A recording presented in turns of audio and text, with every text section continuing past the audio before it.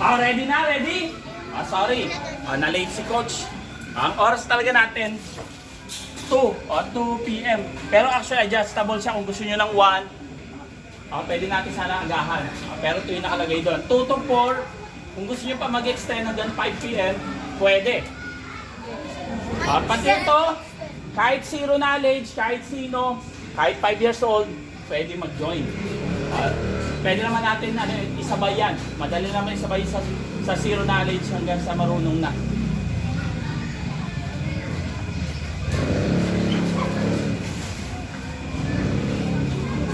Unang-una, magpapakilala si Coach. Ako si Coach Gerald. Dati akong varsity sa UST.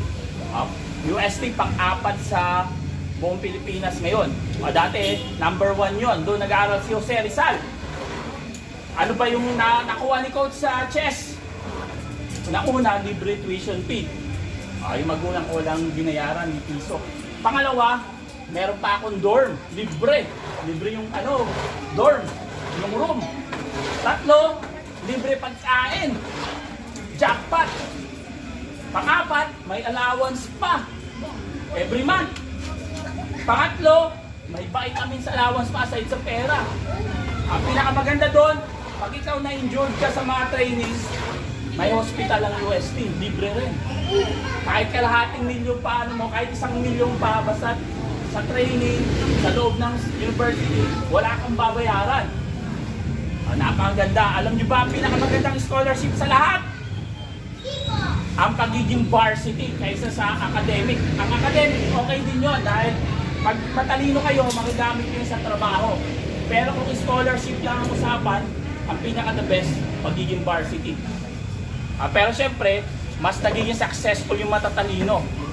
Pero kung sabihin mo scholarship ang usapan, ang pagiging varsity kahit anong sports, ang pinaka-the best scholarship. Tulad ng sinabi ni Coach, libre ka sa tuition, pagkain, dorm, food, vitamin allowance, may allowance ka pa yung pera, na hospital ka. Halos lahat nandun. Una-una, bakit tayo nandito? Dahil sa chess. Ang chess, maganda rin yung sports. Katulad ng basketball, actually kahit anong sports, okay. Kahit swimming, badminton, ina-advise ni Coach yun. Hindi lang naman chess yung inaano natin. Siyempre gusto natin sports. Pero nakapokus tayo ngayon sa chess. Unang-una, madali lang pa matuto ng mga sports. Basketball, chess. Madali lang.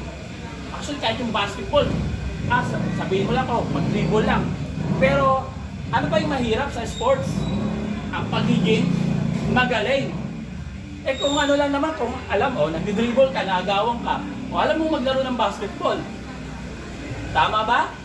Kasi yung bola, pag na-handle mo, na-shoot mo, iba na yun. Yun na yung sinasabing magaling ka sa isang sports. Katulad ng lahat, yung chess, ganun din. Ang dali lang matutunan, kahit 1 hour, marunong ka na mag-chess. Pero tanong, paano maging magaling? Madali lang ba? Hindi. Ang pagiging magaling, kailangan mo ng sipag, determinasyon. Minsan, madalas abutin ka ng taon. Katulad ng dito, si Amatorio, taga Malaban, sariling sikap lang din. Hindi yun mayaman pero gumaling, sobra. Pag titignan natin, lahat ba marunong na mag-moves? Tingin ko kung lahat marunong na mag-moves, pwede tayo mag-move forward. Ano yung move forward? Paano yung mga discarte sa laro? Dito, ano ba mga chess principle? Nandito sa booklet, level 3 ito, mga pang tournament player na. Dito sa book 3 may nakalagay na illustrative game. Ano ba yung illustrative game? Yung game example, paano ba maglaro ng chess? Ano ba yung mga kailangan natin malaman para maging magaling? Unang-una, dapat alam natin yung mga basic guides and principles sa chess. Ano yung number 1? Control the center. Control the center. Ano yung kasunod? Tingin ko, ipamigay ko na. Marunong na kayo lahat eh. Mamili na lang kayo kung level 2 or level 3. Anong gusto nyo? Marami dyan. Level 1 sa mga kakatuto lang mag-chess. Mamili na lang kayo anong gusto nyo level. Level 2 or level 3. Tig-isa lang.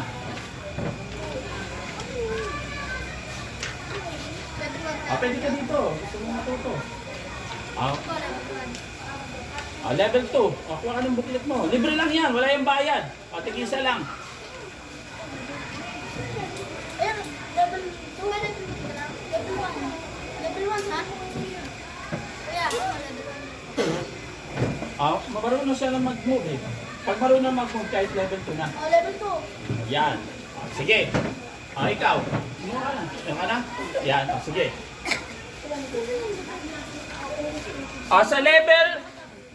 Sa level 2, punta tayo sa page 8. Yung game example. Sa level 2. Para naman sa level 3, ganun din. Page 8. Parehas page 8. Page 8. Ano yung mga guide para makapaglaro ng maigi sa chess? Ano yung number 1 sinasabi sa ating principle? Control the center. Ano ba yung center? Itong 4 na square. Dapat dito tayo nakapokus. Ano yung pangalawa? Develop your pieces. Knight and bishop as soon as possible. Sorry, ano yan? Soon yan, hindi yan san. Sorry. As soon as possible, double O yan. Ano lang, typographical error. As soon as possible. Ano yung pangatlo? Castle early. Castle early. Ano yung pang-apat? Make a developing moves which threaten something. Which threaten something, hindi lang basta-basta move, kundi may purpose din. Ano yung number 5? Don't move the same pieces twice in the opening. Yung material, equally important as development. Yung development sa yung material, hindi mo po pwedeng i-ignore. Halos sila, equivalent. Ano yung pang-anim? Don't bring the queen too early. Don't bring the queen too early. Bakit?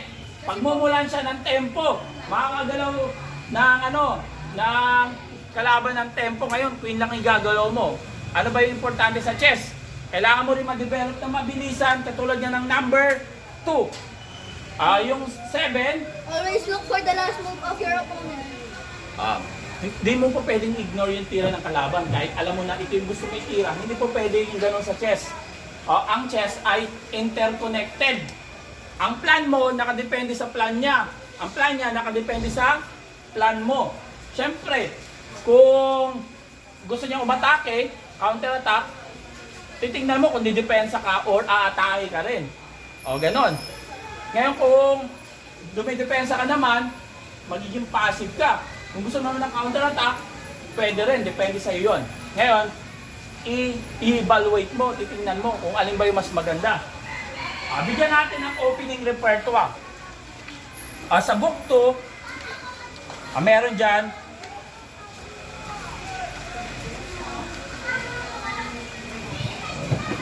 wala sa book 2. Sa book 3, nandito yung tinatawag na opening repertoire. Ano yung opening repertoire? Yung gagamitin mo panglaban sa kalaban. Tuturuan ko kayo ng 3 opening repertoire sa block. Ano sabi? Control the center. Ano ba yung mga normal response? E4. E4, ang normal response, E5. Tuturuan ko kayo ng center counter, saka ng karukan. Karukan, opening niya ng ilang world champion. Katulad ni Capablanca. Kilala niyo si Capablanca? Siya yung tinatawag na endgame world champion. Si Michael Tal. Familiar yan. Yun si Tal, tinatawag na chess magician. Pag mahilig ka sa chess, lalabas sa timeline niyo yun. Chess magician. Si Karpov, kilala nyo? Si Karpov, tinatawag na the best positional world chess champion. At tingin ko, kilala nyo naman si Magnus Carlsen. Yung world champion. Si Magnus Carlsen yung sinasabi ngayon na pinakamalakas na world champion. Parang sila Dingley rin. Saka si Gukish, kilala nyo? Opo, yung Indian. Si Gukish yung ngayong world champion, pero sabi ng iba, hindi siya yung original na world champion. Dahil si Magnus Carlsen umalis nang hindi natatalo. Sino? Ano? Yeah. Ito ang tinatawag na karukan defense. Kung tayo yung white, ano yung i-move natin? Kung tayo yung white. D4, control the center, di ba? Yung mga guide natin. Sa black, D5. D5, battling the center. Ano yung gagawin natin pag white tayo? D3. Knight to C3, tama. Ay, C3. Development, sabi nga, develop your pieces. Control the center. Ibig sabihin, mas maganda yung knight.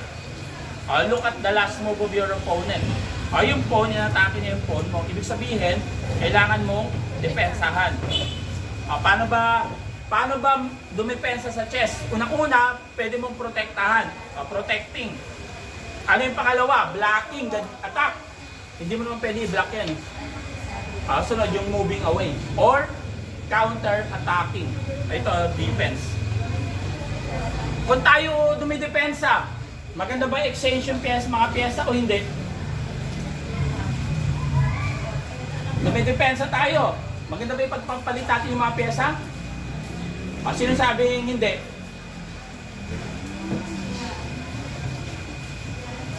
Sino sabing yes? Bakit kayo nasabi hindi tapos yes? Nag-iba kayo na ano? Actually, pag dumidepensa tayo, mas maganda i-exchange yung pyesa. Bakit? Siyempre, pag pinalit natin yung pyesa, ang atake ng kalaban, hindi na. Tama ba? Kaya exchanging when defending. At anong kailan ba tayo pwede mag-exchange ng mga rook, ng mga bishop, mga knight? Pag dumidepensa, pag lamang o pag hindi. Kunyari, lamang tayo ng 2 pawn. Maganda ba ipalit yung mga queen, yung mga rook o hindi? Maganda ipalit. Bakit? Pag konti na lang yung pyesa sa board, mas madali ba mag-analyze? Mas mahirap? Mas madali. Kung konti na lang yung a-analyze nyo. Ibig sabihin, pag lamang tayo ng mga pawn, ang pinaka-the best ipalit ang queen. Siyempre, pag may queen pa, magulo pa. Pag may queen sa board, maguguluhan ka pa. Ang daming mga tricks ng queen. Yung queen kasi ang best attacker. Kaya pag tayo naman sa pawn, mas maganda ipalit yung mga pyesa. Dahil pag konti na lang yung pyesa sa board, less trick na lang yung magagawa ng kalaban. Tapos, mas madali na lang manalo. Pero siyempre, kung lamang tayo ng pawn, tayo yung matake, parang against yun. Ano ba yung coach? Lamang ako ng pawn, pero pag pinalit ko, magiging madali, pero matake ako. Ayun, ano yon? Nasa sa inyo. Kung pakiramdam yung attack, malakas, kaya avoid niyo yung palit ng pyesa. Baka makakain pa kayo ng mga pyesa na libre. Pero kung pakiramdam nyo naman parang paano ako sa oras, ang hirap mag-isip. Pag madami mga pyesa, ang daming sacrifice, tactics. Palit ko na lang. Pwede rin.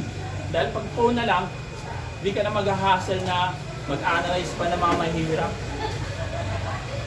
Pag tayo yung black, ito ang number 1 choice ng karukan player. Yan, dyan nag-champion sila Michael Tal, sila Karpov, saka si Petrosian, Capablanca. Bishop F5, develop piece, threatening. Ano yung threat? Naalala yung piece. Yung knight, threatening knight. Kung tayo yung white, ano yung gagawin natin? Bishop Ales. Bishop D3. Ano yung gagalaw natin? Bishop. Bishop D3. May suggestion pa yung iba? Pawn F3. Pawn F3. Isa pa. Queen D3.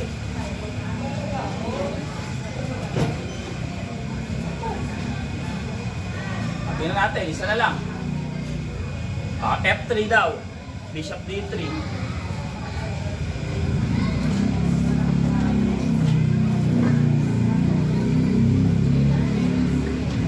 Ang F3, yan sa opening, illogical yan. Bakit? Una-una kasi, pag nag-castling ka, ma-expose yung king mo sa diagonal. Tapos ano ba yung pieces na sinasabi dyan? Yung knight sa bishop. Yung pawn, ang F3 mas maganda yan para sa knight. Square yung F3 para sa knight, hindi para sa pawn. Pag bishop naman, binigay mo yung pawn ng libre. Pero yan, okay naman yan, pero risky yan kung tawagin. Pwede ka makakuha ng development, tempo. Titira siya ng queen b6. Lugi ka ng isang pawn. Pero nakamove na naman yung mga pyesa mo. Marami na, castling. Pero, mas maganda yung safe game. Hindi mo kailangan mag-risky, ikaw yung white. Ang best dyan, knight g3. Coach, don't move the same piece twice in the opening. Minove ko na to, move. 3 beses na coach eh. Pero ilan ba yung pawn dito? 2 beses. Pag tira mo rito, 2 beses din, imumove yung bishop. Ibig sabihin, parehas lang ba? Parehas lang. Nag-waste ka ng 2 move gamit yung knight. O 1, 2, 3. Eh nag-waste din siya, 2 pawn. 1. Tapos yung bishop, 2. Okay lang. Ano yung titira ng white?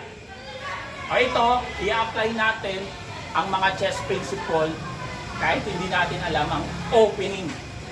Ang opening, may tinatawag tayong main line based sa mga study ng game. O yung game, kinompile, based sa compilation, ito ang pinakamadaming game. O ito yung tinatawag na main line. Kung tayo white, anong gagawin natin?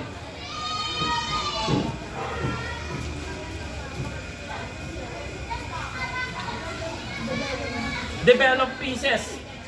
Anong de-develop natin? Saan? C4. Bishop C4. Logical. Tama naman. Ano pa?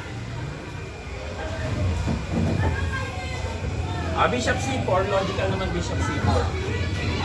Dito, pwede tayo tumira ng knight. Knight F3 muna. Pag inano mo pa, kinilatis mo pa, pag sinabi ano ba yung maganda, i-defense, i-move muna. Knight o bishop. Based sa mga theory, mas maganda yung knight muna. Pero wala naman ganong bearing yan. Pero pag gusto mo lang alamin sa dalawa, mas marami nagsasabi na knight muna. Develop. Sa chess opening, may tinatawag tayong main line. Ano yung main line? Yung number 1 choice. Ang tira rito ay H4. Pero pag hindi natin alam yung main line na yan, illogical i-move ang pawn. Bakit illogical i-move yung pawn? Ano ba yung binabiolate ng pawn move na yan? Ano yung mga kanina, binasa natin. Hindi siya nakakonsentrate sa center. Pero yan, ito malalim yan sa chess. Meron yang idea na atakihin yung king ng black. Kakasling kasi yung black sa king side. Pag umaatake tayo, ano ba yung unang ipa-front natin? Pawn, bishop, rook, or queen? Ano maganda ipang-front sa pag-atake? Pawn, tama. Kahit sa gera, ang panghuli lagi yung pinaka-powerful. Katulad din sa war. Ipapa-front mo ba yung mga general muna o yung mga soldier muna? Ganon din sa chess. Dahil yung chess, game of war. Siyempre, mas maganda yung pawn muna. Gagamitin natin pang-atake. Ipapambasag natin sa kapwa po ng kalaban. Kaya ito, may malalim na idea sa move na yan. Pero siyempre, kunyari, di natin alam. I-apply natin yung principle. Bishop. Bishop attacking. Anong gagawin? Gagawin natin pag black. Pwede natin capturein. Pwede natin mag-develop. Parehas lang naman. Pag-develop natin dito, pag kinain niya yan, mag-double pawn tayo. Pero ano naman yung advantage sa black? Yung double pawn, hindi siya ideal. Pero ano naman yung meron sa black pag-capture back?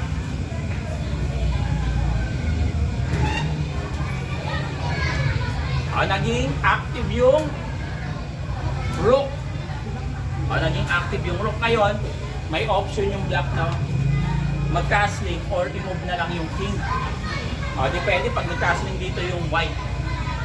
Pero kung gusto natin ng safe game, pwede natin kainin yan. Dito kain. Ako tayo yung white. Ano yung gagawin natin?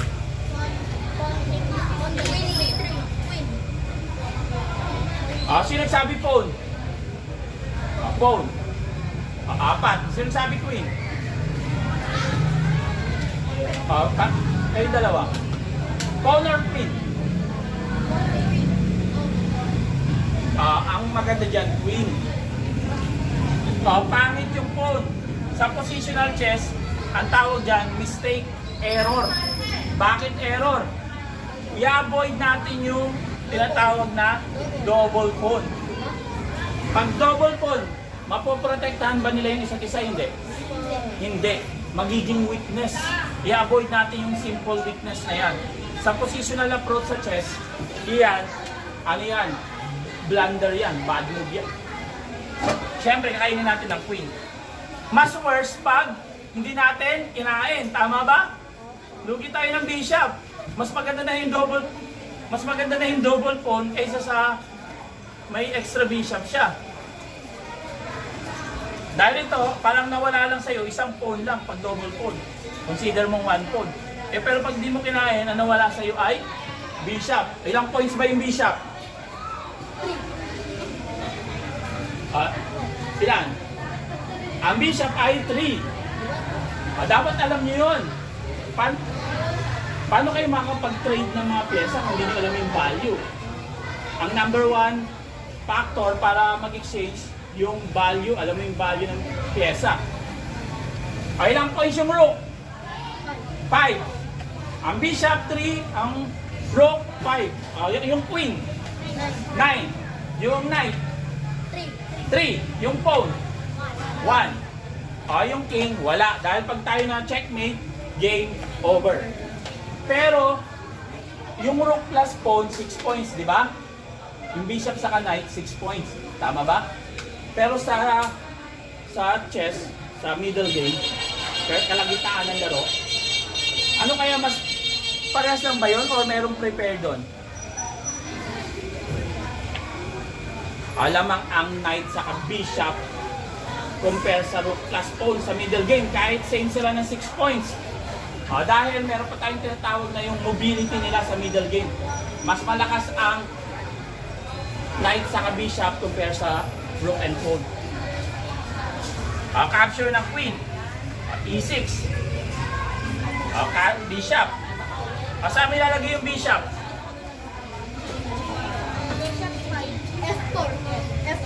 F4, G5. Para kulang yata yung lane block. Sige, F4, G5. Sino pa yung may suggestion? Sa E3 ba? Sa dito, okay lang ba? Sabi nga, mas maganda alam natin kung saan yung pinaka-fit na square sa pyesa natin. Pag i-compare natin yung apat, dito, nagpe-play ka ng passive. Dito, passive din. Para kang dumidepensa lang. Ito, aggressive. Binatake mo yung queen. Threaten something. Tama ba? Ito naman, positional. Dahil itong square na yan, papunta dyan yung queen. Ang idea ng black, i-set up yung queen sa C7. Kaya nga ang chess ay interconnected. Ang plan mo, depende sa plan niya. Ngayon, ang bishop F4, ipiprevent niya yung main plan ng black na pumunta rito para mag-castling. Bishop F4, good idea. Ngayon, de-develop tayo. Ito na ngayon. Ano kayang magandang move ng white? Castle. May dalawang castling, left and right. Queen side or king side? King. King side. Ayan. Actually, parehas yan. Good move. Ano yung mas magandang coach? Depende yan sa player. Tingin nyo, lahat ba ng chess player, atakador? Gusto ba umatake lahat? Hindi. O yung lahat ba ng chess player, gusto lang dumipensa lagi? Hindi. O yan, depende yan sa character ng chess player. Pero normally, ang mga champion, pag sinabi mong champion ka, ano yan? Aggressive yan. Atakador yan. O, atakador. Ibig sabihin, kung atakador ka, sa kaliwa ka o sa kanan? Sa kaliwa ka. Queen side castling. Pero kung gusto mo ng positional, sa king side, actually, playable yan parehas. Okay yan. Okay yan, kahit left and right. Ngayon, titira rito. Pag tayo yung white, pwede natin kopyahin yan, ganyan. Pati yung black. Pinapalaw natin ang tinatawag na chess principle. Tawagin. Tapos king B1, useful. Bakit? Bakit useful ang king B1? Ano yung reason? Pinoprotektahan ng pawn yung king. Pinoprotektahan ng pawn yung king. Hindi niya pwedeng protektahan, no? Pabalik eh. Baka yung king, pinoprotektahan yung pawn. Baliktad. Yung king, pinoprotektahan niya yung pawn. Tama. Ito kasi ay weakness. Actually, ang king B1, napaka-useful niyan. Pag nag-castling ka sa queen side. Napaka-useful. Isa pa, yung king mo, hindi siya ma-a-attack sa diagonal. Safe ang king mo sa B1. Tapos, ang black normally ka-cancel dito. Pero again, depende yan sa player.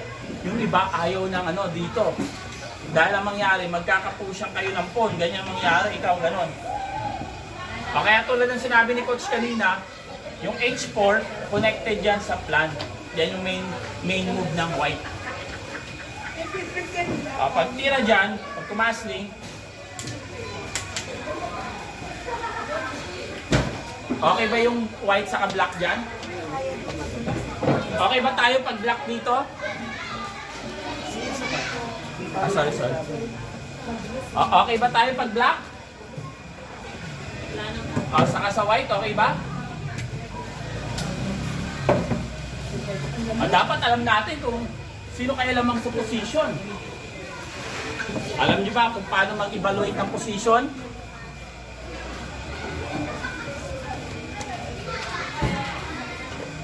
Wala pa rito yung evaluation ng position. Paano tayo mag-evaluate ng position?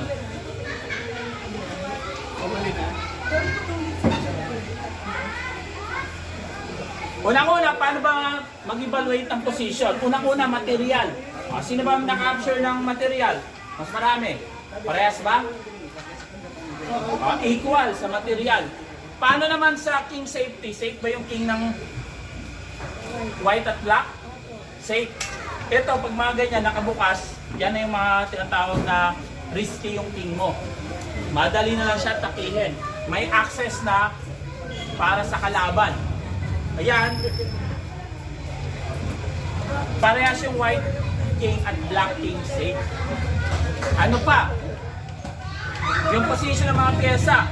Parang yung white, mas aggressive. Mas malaking space yung nakokontrol niya. Parang ito, pinaglalabanan nila yung pip rank. Itong 8-7-6 rank, control ng black. Itong 4th, control ng white. Ito, pinaglalabanan. Pero yan, drawish ang position na yan. Okay ba yan sa white, saka sa black? Okay. Bakit? Tatlong result ang pwedeng mangyari. Anong tatlong result? Una, pwede kang manalo. Ano pa? Pwedeng tumabla. Pwede kang matalo. Tatlo. At tanong, paano mangyari yun? Depende sa iyo, saka depende sa kalaban mo. Etong ganito, pwede kang matalo pag ang kalaban mo magaling sa iyo. Pwede ka rin manalo sa position na yan. Pag ikaw, mas magaling sa kalaban mo. Paano ba coach gumaling sa chess? Ano ba yung number 1 factor? Alam nyo ano yung number 1 factor sa chess? Magaling ang coach sa opening, yun ba yung number 1 factor? Magaling ang coach sa endgame. Sabi nga, chess is 99% endgame. Yun ba yung main factor? Sabi nila, tactics coach. Chess is 99% tactics. Coach, strategy, long term. Alin kayo sa apat? Ang number 1 ay tactics. Dahil ang tactics may apply mo sa opening. Ang tactics, nakano siya sa opening, nasa strategy din, saka nasa endgame din. Kaya ang number 1 pagsusolve ng mga puzzle, yun yung nakapagpagaling sa isang chess player. O ito, pag ganito yung position, okay na yan. Ibig sabihin, may opening na kayo. Ang position mo dyan, playable. Paano mo malalaman pag middle game na? Pag ang turoks nag-connect. Pag ang turoks nag-connect, ibig sabihin, middle game na. Tama ba? Tama. Ganyan. Middle game. May tanong? Ito ang tinatawag na karukan defense. Yung isa naman, yung Cecilia, pwede kung gusto nyo aralin. Pero yung isang safe, madaling matutunan.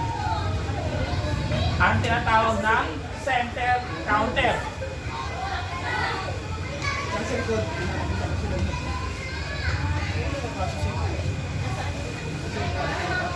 Pag E4, ito ang tinatawag na center counter.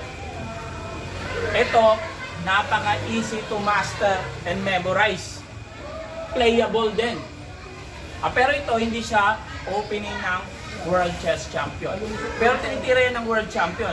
Occasional lang, minsanan lang. Pero sa mga World Championship, hindi yan ina-apply. Pero tinira ito isang beses lang. Ni Anand versus Kasparov. Kailan si Kasparov? Napaka-famous ni Kasparov. Sinasabi, pag may kayo sa chess, lalabas yun sa Facebook nyo. Garry Kasparov, the greatest world champion of all time. Kilala niyo si Polgar, yung babaeng pinakamagaling sa history ng chess. Ngayon, presidente na siya ng Hungary. Oo, presidente ng Hungary, isang babaeng chess player. Pagtira ng D5, kakainin yan. Tapos kakainin natin ang queen. Ano ang disadvantage ng move na yan? Ano yung binabiolate ng move na yan? Very good. Don't move the queen too early. Lahat ng opening may mga advantages saka disadvantages. Ang disadvantages na ito, natempuhan siya isang tempo. Pero isang tempo lang yan. Pero ito, ang dali i-memorize saka safe i-laro. Lalo sa mga advanced player, tournament player. Ang queen A5. Kung tayo yung white, ano yung gagawin natin? Control the center, develop piece. Pawn D4, good move. Control the center. Ngayon yung bishop makalabas, saka yung isang bishop. So tayo naman yung black. Tama ba yung E6? Good idea ba? Hindi. Very good. Dahil binablock mo yung bishop.